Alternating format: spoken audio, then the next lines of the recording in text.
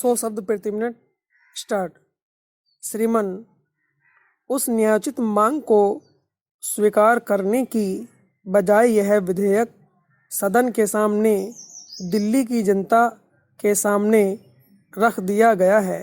एक राजधानी परिषद बनाई जा रही है, वह किस मर्ज की दवा होगी, वह क्या करेगी?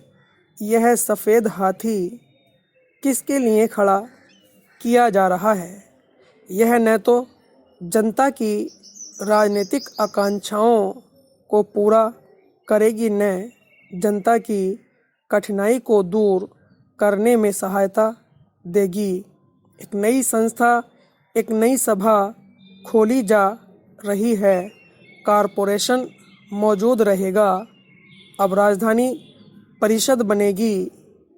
केंद्र प्रशासित क्षेत्र होने के नाते संसद को दिल्ली के मामले में बोलने का अधिकार होगा और फिर आपस में संघर्ष होगा, फिर विवाद खड़े होंगे, फिर दिल्ली की जनता की समस्याओं की उपेक्षा होगी और फिर नई मांगें खड़ी होंगी।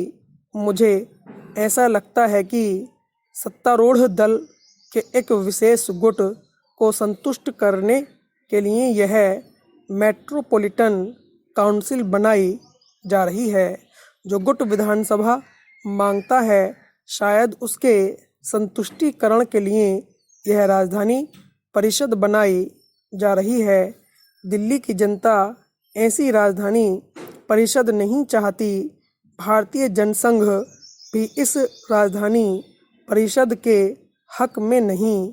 अगर राजधानी परिषद आप बना रहे हैं तो उसे एक अधिकार दीजिए, उसे दिल्ली की जनता की तकदीर का फैसला करने में कुछ आवाज़ दीजिए, उसे लोकतंत्र के ढंग से चलने दीजिए।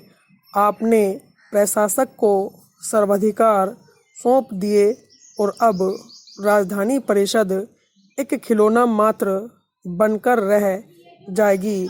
हाँ, जो उसमें चुनकर जाना चाहें, राजधानी परिषद के सदस्य कहलवाना चाहें, उसमें कुछ गौरव का अनुभव करना चाहें या भत्ता लेना चाहें, उनके लिए राजधानी परिषद समय बिताने का एक अच्छा साधन हो सकती है। लेकिन दिल्ली की समस्याएं इस राजधानी परिषद के निर्माण से हल नहीं होंगी।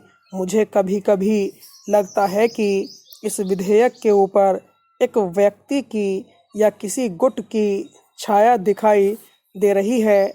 अगर सत्तारूढ़ दल में ऐसे व्यक्ति हों जो स्वार्थी हैं, जो भ्रष्ट हैं, जो सत्ता लोलुप हैं, जो एक बार सत्ता का दुरुपयोग कर चुके हैं, भविष्य में भी जिनके हाथ में अगर सत्ता रख दी गई तो उसका दुरुपयोग करेंगे, जिन्होंने दिल्ली में आर्थिक साम्राज्य खड़े किए हैं, जो गुड़ से लेकर सीमेंट तक के मामले में घोटाले के दोषी हैं, क्या उनके लिए दिल्ली की जनता को सत्ता दी जा रही है?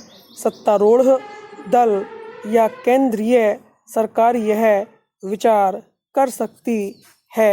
स्टॉप।